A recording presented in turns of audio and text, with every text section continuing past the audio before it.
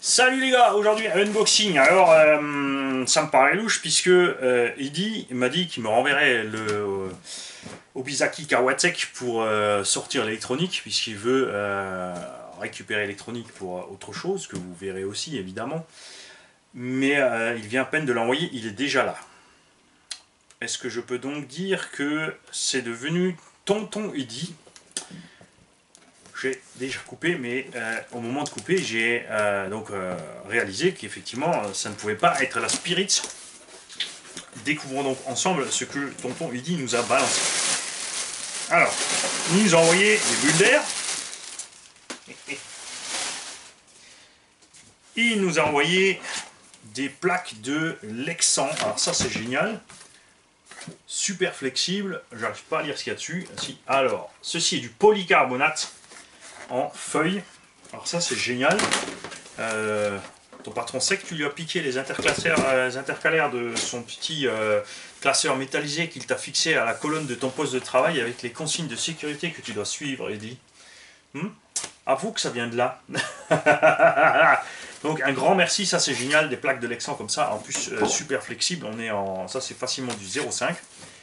Ça va servir à faire plein de trucs. Avec ça, on peut faire des mud guards, c'est-à-dire les petites déflecteurs que vous mettez sur les triangles pour éviter que la boue ne rentre.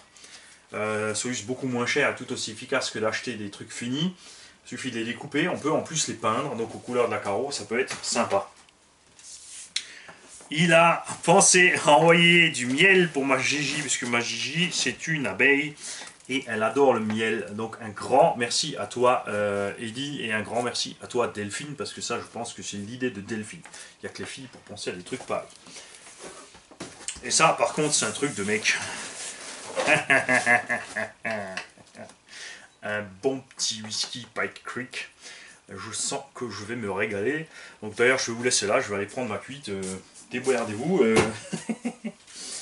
On verra ça plus tard. Ensuite, il m'a fait parvenir donc, si, ça y est, le variateur Connect 150 de son Spirit que nous allons évidemment démonter, nettoyer. Il y a eu un petit souci de fil, mais on a encore assez de fil, on va donc le réparer.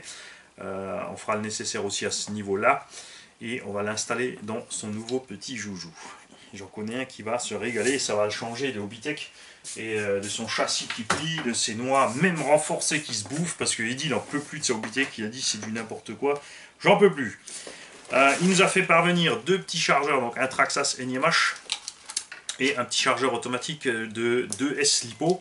Ça c'est génial parce que comme je vais faire plein de petits packs pour les jeunes, je vais pouvoir équiper chaque machine pour les gamins de sa petite batterie, de son petit chargeur, de sa petite radio, ce qui fait que les jeunes auront des engins complets et entiers directement.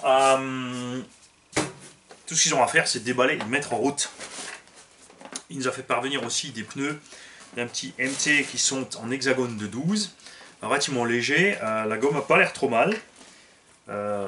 Métavic, j'ai déjà vu ce type de jantes, c'est HSP et autres. Destroyer je sais pas quoi, ça doit aussi être dispo chez T2M. On en a,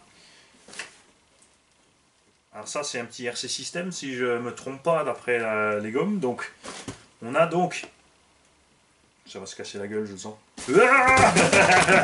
8 gommes de MT pour 1/10 en parfait état.